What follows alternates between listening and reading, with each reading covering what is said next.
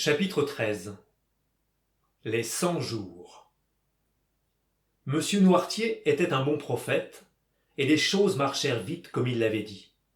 Chacun connaît ce retour de l'île d'Elbe, retour étrange, miraculeux, qui, sans exemple dans le passé, restera probablement sans imitation dans l'avenir.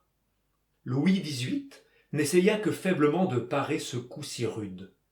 Son peu de confiance dans les hommes lui ôtait sa confiance dans les événements. La royauté, ou plutôt la monarchie à peine reconstituée par lui, trembla sur sa base encore incertaine, et un seul geste de l'empereur fit crouler tout cet édifice, mélange informe de vieux préjugés et d'idées nouvelles. Villefort n'eut donc de son roi qu'une reconnaissance non seulement inutile pour le moment, mais même dangereuse, et cette croix d'officier de la Légion d'honneur qu'il eut la prudence de ne pas montrer, quoique M. de Blacas, comme le lui avait recommandé le roi, lui en eût fait soigneusement expédier le brevet. Napoléon eût certes destitué Villefort sans la protection de Noirtier, devenu tout-puissant à la cour des 100 jours, et par les périls qu'il avait affrontés, et par les services qu'il avait rendus. Ainsi, comme il le lui avait promis, le Girondin de 93 et le sénateur de 1806 protégea celui qu'il avait protégé la veille. Toute la puissance de Villefort se borna donc pendant cette évocation de l'Empire, dont, au reste, il fut bien facile de prévoir la seconde chute, à étouffer le secret que Dantès avait été sur le point de divulguer. Le procureur du roi seul fut destitué, soupçonné qu'il était de tiédeur en bonapartisme. Cependant, à peine le pouvoir impérial fut-il rétabli, c'est-à-dire à peine l'empereur habita-t-il ces Tuileries que Louis XVIII venait de quitter, et eut-il lancé ses ordres nombreux et divergents de ce petit cabinet où nous avons, à la suite de Villefort, introduit nos lecteurs, et sur la table de noyer duquel il retrouva, encore toute ouverte et à moitié pleine, la tabatière de Louis XVIII, que Marseille, malgré l'attitude de ses magistrats, commença à sentir fermenter en elle ces brandons de guerre civile, toujours mal éteints dans le Midi, peu s'en fallut alors que les représailles n'allassent au-delà de quelques charivaris dont on assiégea les royalistes enfermés chez eux, et des affronts publics dont on poursuivit ceux qui se hasardaient à sortir. Par un revirement tout naturel, le digne armateur, que nous avons désigné comme appartenant au parti populaire, se trouva à son tour en ce moment, nous ne dirons pas tout-puissant, car M. Morel était un homme prudent et légèrement timide, comme tous ceux qui ont fait une lente et laborieuse fortune commerciale, mais en mesure, tout dépassé qu'il était par les zélés bonapartistes qui le traitaient de modéré, en mesure, dis-je, d'élever la voix pour faire entendre une réclamation. Cette réclamation, comme on le devine facilement, avait trait à Dantès. Villefort était demeuré debout malgré la chute de son supérieur, et son mariage, en restant décidé, était cependant remis à des temps plus heureux. Si l'empereur gardait le trône, c'était une autre alliance qu'il fallait à Gérard, et son père se chargerait de la lui trouver. Si une seconde restauration ramenait Louis XVIII en France, l'influence de M. de Saint-Méran doublait ainsi que la sienne, et l'union redevenait plus sortable que jamais. Si l'empereur gardait le trône, c'était une autre alliance qu'il fallait à Gérard, et son père se chargerait de la lui trouver. Si une seconde restauration ramenait Louis XVIII en France, l'influence de M. de Saint-Méran doublait, ainsi que la sienne, et l'union redevenait plus sortable que jamais. Le substitut du procureur du roi était donc momentanément le premier magistrat de Marseille, lorsqu'un matin sa porte s'ouvrit, et on lui annonça M. Morel. Un autre se fut empressé au-devant de l'armateur et, par cet empressement, eut indiqué sa faiblesse. Mais Villefort était un homme supérieur qui avait, sinon la pratique, du moins l'instinct de toute chose. Il fit antichambre à M. Morel, comme il eût fait sous la Restauration, quoiqu'il n'eût personne près de lui, mais par la simple raison qu'il est d'habitude qu'un substitut du procureur du roi fasse faire antichambre. Puis, après un quart d'heure qu'il employa à lire 2 ou 3 journaux de nuances différentes, il ordonna que l'armateur fût introduit. M. Morel s'attendait à trouver Villefort abattu. Il le trouva comme il l'avait vu 6 semaines auparavant, c'est-à-dire calme, ferme, et plein de cette froide politesse, la plus infranchissable de toutes les barrières qui séparent l'homme élevé de l'homme vulgaire.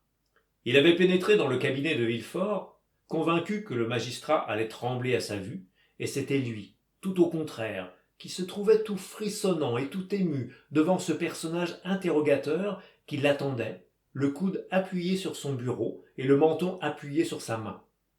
Il s'arrêta à la porte. Villefort le regarda comme s'il avait quelque peine à le reconnaître.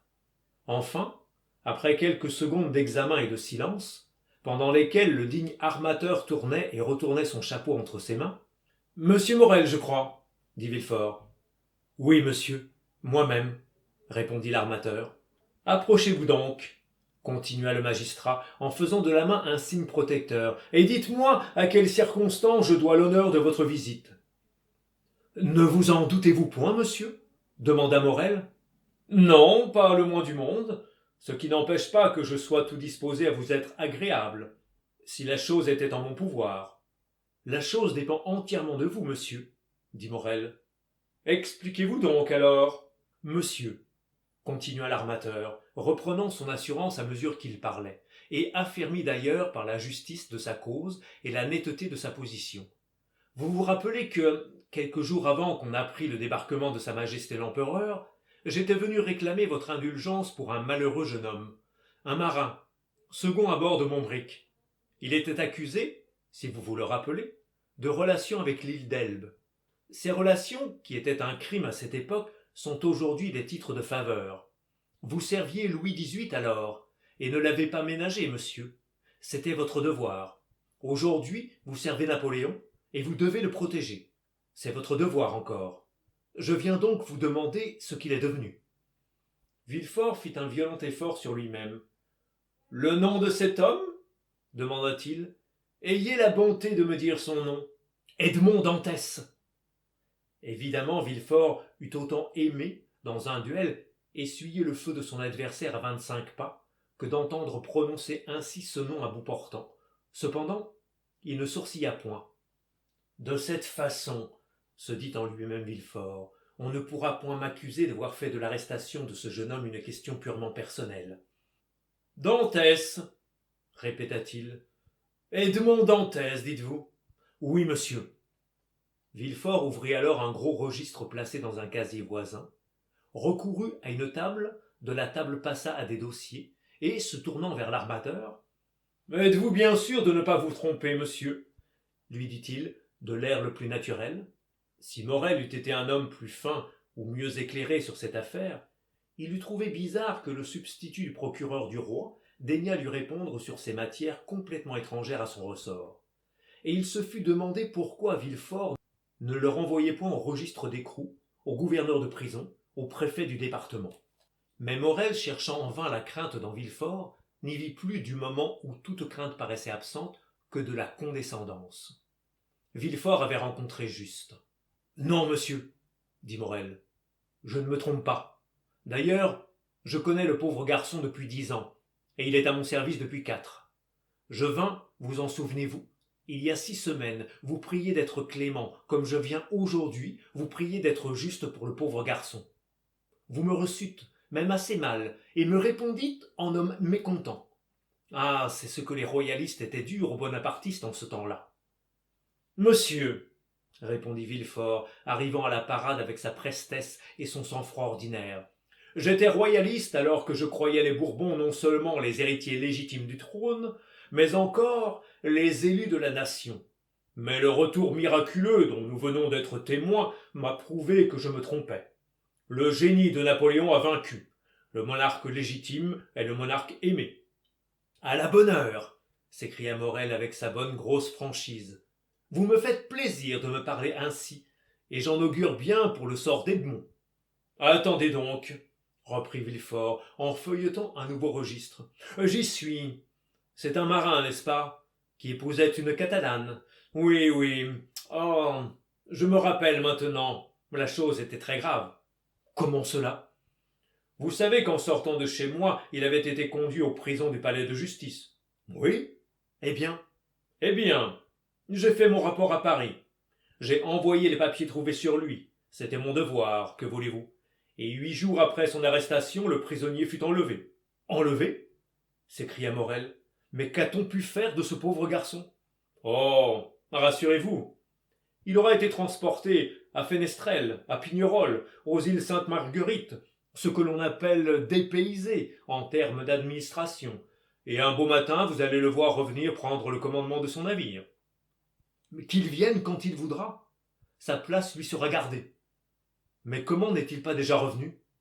Il me semble que le premier soin de la justice bonapartiste eût dû être de mettre dehors ceux qui avaient incarcéré la justice royaliste. N'accusez pas témérairement, mon cher monsieur Morel, répondit Villefort. Il faut en toute chose procéder légalement. L'ordre d'incarcération était venu d'en haut, il faut que d'en haut aussi vienne l'ordre de liberté. Or, Napoléon est rentré depuis 15 jours à peine. À peine aussi les lettres d'abolition doivent-elles être expédiées. Mais, demanda Morel, n'y a-t-il pas moyen de presser les formalités, maintenant que nous triomphons? J'ai quelques amis, quelque influence. Je puis obtenir la main levée de l'arrêt. Il n'y a pas eu d'arrêt. De l'écrou alors? En matière politique, il n'y a pas de registre d'écrou. Parfois, les gouvernements ont intérêt à faire disparaître un homme sans qu'il laisse trace de son passage. Des notes d'écrou guideraient les recherches. C'était comme cela sous les Bourbons, peut-être. Mais maintenant... C'est comme cela dans tous les temps, mon cher monsieur Morel. Les gouvernements se suivent et se ressemblent. La machine pénitentiaire montée sous Louis XIV va encore aujourd'hui, à la Bastille près. L'empereur a toujours été plus strict pour le règlement de ses prisons que ne l'a été le grand roi lui-même, et le nombre des incarcérés dont les registres ne gardent aucune trace est incalculable. Tant de bienveillance eût détourné les certitudes, et Morel n'avait pas même de soupçons. Mais enfin, monsieur de Villefort, quel conseil me donneriez-vous qui hâtât le retour du pauvre Dantès? Un seul, monsieur. Faites une pétition au ministre de la Justice. Oh, monsieur, nous savons ce que c'est que les pétitions. Le ministre en reçoit 200 par jour et n'en lit point 4. Oui, reprit Villefort, mais il lira une pétition envoyée par moi, apostillée par moi, adressée directement par moi. Et vous vous chargeriez de faire parvenir cette pétition, monsieur? Avec le plus grand plaisir. Dantès pouvait être coupable alors, mais il est innocent aujourd'hui, et il est de mon devoir de faire rendre la justice à celui qu'il a été de mon devoir de faire mettre en prison. Villefort prévenait ainsi le danger d'une enquête peu probable, mais possible, enquête qui le perdait sans ressources. Mais comment écrit-on au ministre? Mettez-vous là, monsieur Morel, dit Villefort en cédant sa place à l'armateur. Je vais vous dicter. Vous auriez cette bonté? Sans doute. Ne perdons pas de temps. Nous n'en avons déjà que trop perdu. Oui, monsieur. Songeons que le pauvre garçon attend, souffre et se désespère peut-être. Villefort frissonna à l'idée de ce prisonnier, le maudissant dans le silence et l'obscurité. Mais il était engagé trop avant pour reculer. Dantès devait être brisé entre les rouages de son ambition. J'attends, monsieur, dit l'armateur assis dans le fauteuil de Villefort et une plume à la main. Villefort alors dicta une demande dans laquelle, dans un but excellent, il n'y avait point à en douter, il exagérait le patriotisme de Dantès et les services rendus par lui à la cause bonapartiste. Dans cette demande, Dantès était devenu un des agents les plus actifs du retour de Napoléon. Il était évident qu'en voyant une pareille pièce, le ministre devait faire justice à l'instant même, si justice n'était point déjà faite. La pétition terminée, Villefort la relut à haute voix. « C'est cela, dit-il. Et maintenant reposez-vous sur moi. » Et la pétition partira bientôt, monsieur? Aujourd'hui même. Apostillée par vous?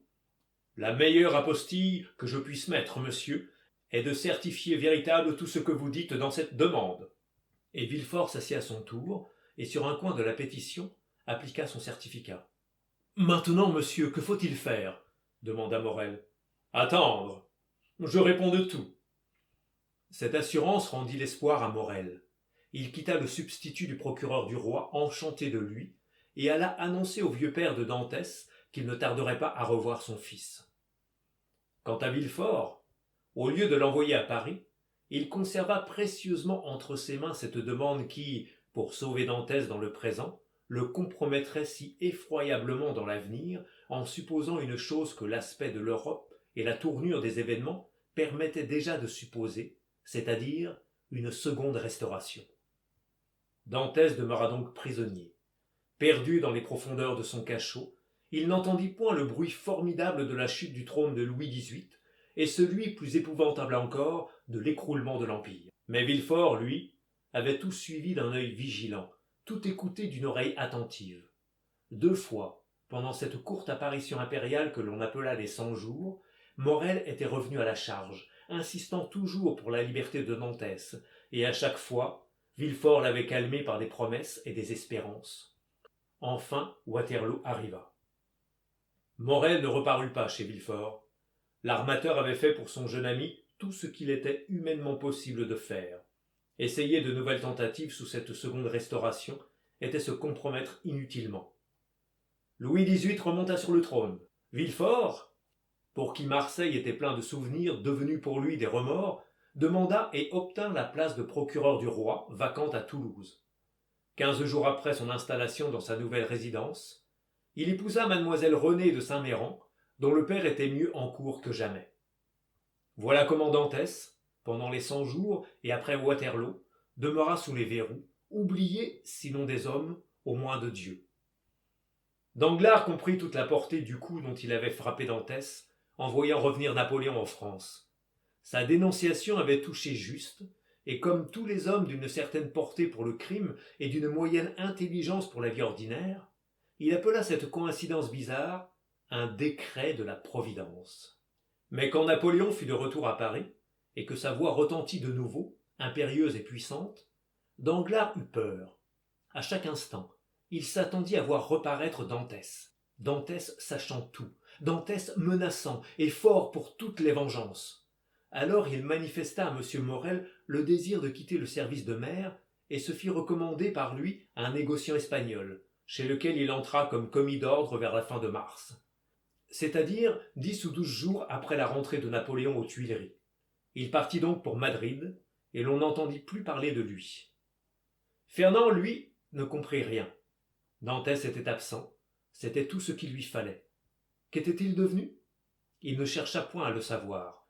Seulement, pendant tout le répit que lui donnait son absence, il s'ingénia, partit à abuser Mercédès sur les motifs de cette absence, partit à méditer des plans d'émigration et d'enlèvement.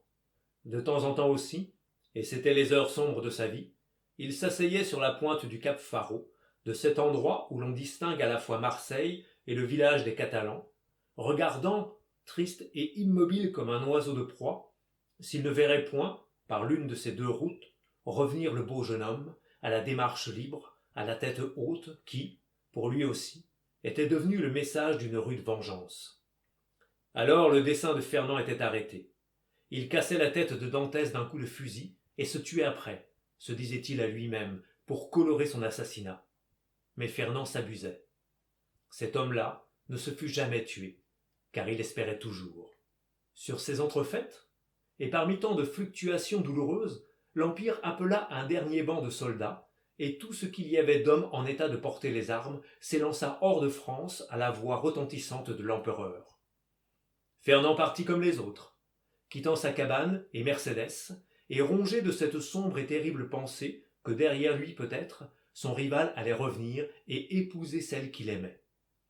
Si Fernand avait jamais dû se tuer, c'était en quittant Mercédès qu'il l'eût fait.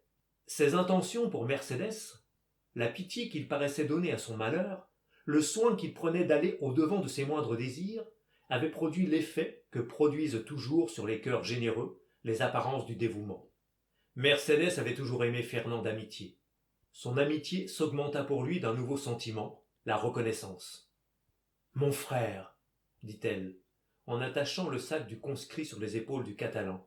Mon frère, mon seul ami, ne vous faites pas tuer. Ne me laissez pas seul dans ce monde où je pleure et où je serai seul dès que vous n'y serez plus. » Ces paroles, dites au moment du départ, rendirent quelque espoir à Fernand.